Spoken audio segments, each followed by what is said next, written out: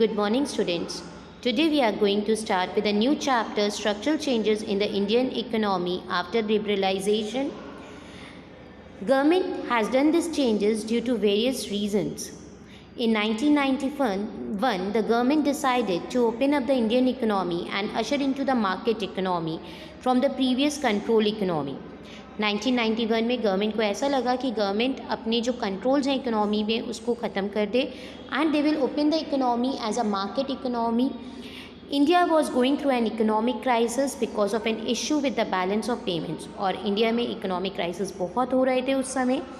Therefore the government brought about the structural changes in the economic structure, and this is known as an economic reform. इसको economic reform बोला गया. और government ने ये सब करने के लिए गवर्नमेंट ने 3 पॉलिसी मेजर्स यूज़ किए बेटा. First one liberalization, second privatization and third one is globalization. First we are going to learn about liberalization. What is liberalization? Liberalization means removing all unnecessary control and restrictions like permit licenses, protectionist duties, quotas, etc. In other words, it may be defined as losing of the government regulation in a country to allow for private sector companies to operate business transactions with fewer restrictions. Liberalization बेटा इनमें क्या किया था government ने? Liberalisation का मतलब क्या है? लिबरल. तो गवर्नमेंट ने फ्री कर दिया था जो इंटरप्रेन्योर्स थे, जो कंपनीज थी, कि उनके ऊपर बहुत ज़्यादा रिस्ट्रिक्शंस नहीं थे. और ये गवर्नमेंट को ज़रूरी करना पड़ा बिकॉज इंडिया में जो पहले पॉलिसीज़ थी उसमें रिस्ट्रिक्शंस बहुत ज़्यादा थे. और गवर्नमेंट देख रही थी कि हमारी इकोनॉमी में बहुत सारे क्राइसिस आ रहे हैं इकोनॉमी के रिलेटेड. तो गवर्नमेंट ने जो पॉलिसीज़ चेंज करी उसमें फर्स्ट वन लिबरलाइजेशन ने अडॉप्ट किया. और इसको अडॉप्ट करने के बाद गवर्नमेंट ने क्या किया? लाइसेंसिंग सिस्टम हटा दिया, जो कोटा रिस्ट्रिक्शंस था वो ख़त्म कर दिए. इनके पीछे मेन ऑब्जेक्टिव क्या था गवर्नमेंट का बेटा? First, to decrease debt burden the country. Debt burden को डिक्रीज़ कराना था.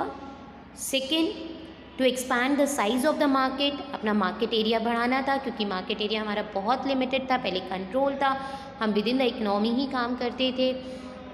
Third one, to increase the competition among the domestic industries. Competition बढ़ाना था because competition is one of the way to increase the productivity. और जब productivity होगी तो national income बढ़ेगी, हमारे इकोनॉमिक क्राइसिस ख़त्म होंगे. And the fourth one, to encourage exports and imports of goods and services. हम लोग को इम्पोर्ट्स और एक्सपोर्ट्स को क्या करना था?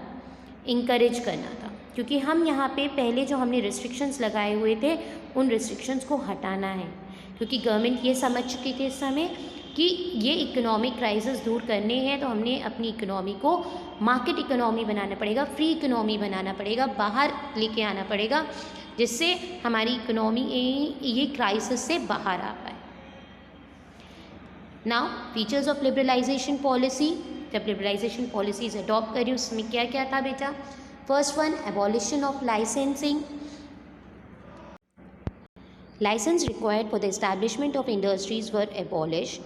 The system of licensing was retained only for 6 industries, namely liquor, cigarette, defense equipments, dangerous chemicals, industrial explosives and drugs and pharmaceuticals.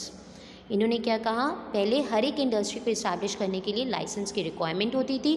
अब वो लाइसेंस की रिक्वायरमेंट ख़त्म हो गई है. देयर इज़ ओनली 6 इंडस्ट्रीज़ जिनके लिए अभी भी हमको लाइसेंस चाहिए. And the names are given here: liquor, cigarette, defence equipment, dangerous chemicals, industrial explosives, drugs and pharmaceuticals. अगर ये चीज़ों की आप इंडस्ट्रीज इस्टेब्लिश कर रहे हो तो आपको लाइसेंस लेना है, वरना आपको लाइसेंस लेने की ज़रूरत नहीं है. तो पहले लाइसेंस लेने के उससे लोग इंडस्ट्रीज इस्टेब्लिश करना वो नहीं करते थे बिकॉज दे फील दैट बहुत ज़्यादा फॉर्मेलिटीज़ हैं स्टार्ट करने के लिए. तो अब इन फॉर्मेलिटीज़ को उन्होंने रिड्यूस किया जिससे लोग इंकरेज हो और ज़्यादा इंडस्ट्रीज़ इस्टेब्लिश हो सकें. Second one, relaxation in controlling the monopolies. Enterprises become free in deciding the scale and size of production and the price of the products. The MRTP companies, that is Monopoly Restrictive Trade Practice Act companies, have having assets worth more than rupees 100 crores were free to expand the scale of their business according to the market conditions. इसमें government ने एक relaxation दे दिया था. They are now free to decide कि उनको किस scale में बिज़नेस करना है, लार्ज स्केल में या स्मॉल स्केल में, किस तरीके से प्रोडक्शन करना है, क्या प्राइस मेंशन करना है, जिसमें पहले रिस्ट्रिक्शंस थी गवर्नमेंट की. Third one, removal of trade restrictions. Various restrictions regarding the trade such as quantitative restrictions, custom duties, tariffs, etc. were removed to ease the movement of goods and services. पहले जब trading होती थी तो restrictions थे कि इतनी quantity से ज़्यादा आप नहीं कर सकते हो ट्रेडिंग, या कस्टम ड्यूटीज़ बहुत हाई थी जिसकी वजह से अलाउ नहीं होता था. तो गवर्नमेंट ने क्या किया, लिबरलाइजेशन पॉलिसी अडॉप्ट करी और उस पॉलिसी में उन्होंने ये सारे ट्रेडिंग के जो रिस्ट्रिक्शंस थे वो रिमूव कर दिए. Fourth one, encouragement to foreign direct investment, that is FDI.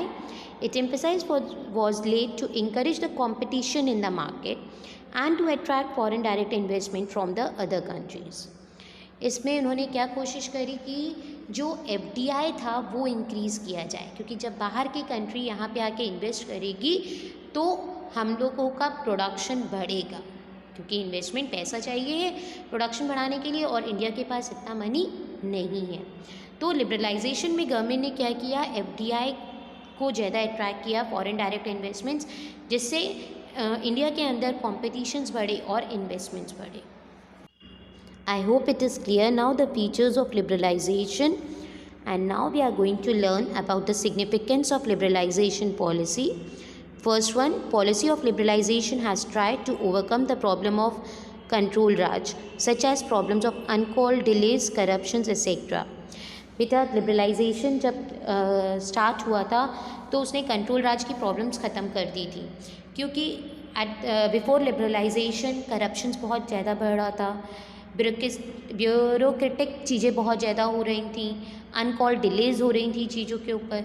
क्यों? क्योंकि यहाँ पे कोई रिस्पॉन्सिबिलिटीज़ फिक्स वाला नहीं था. और अब लिबरल के बाद रिस्पॉन्सिबिलिटीज़ ज़्यादा हो गई थी उन लोग के ऊपर, जो इंडिविजुअल्स खुद स्टार्ट कर रहे थे अपना बिजनेस. सब कुछ गवर्नमेंट के हाथ में नहीं था. Second, liberalisation has provided freedom to the entrepreneurs. Liberalisation ने एंटरप्रेन्योर्स को फ्रीडम दिला. किस चीज़ के लिए? Whatever production they want to do at what scale. पहले उनको लाइसेंस लेना ज़रूरी तो था, अब लाइसेंस नहीं लेना है. लार्ज स्केल प्रोडक्शन करना है या स्मॉल स्केल प्रोडक्शन करना है, ये उनके ऊपर डिपेंड कर जाता था. तो उससे हमारी इकोनॉमी में बहुत ग्रोथ आई. जो पहले लोग डरते थे because of so many formalities, अब वो फॉर्मेलिटीज़ ख़त्म हो गई थी.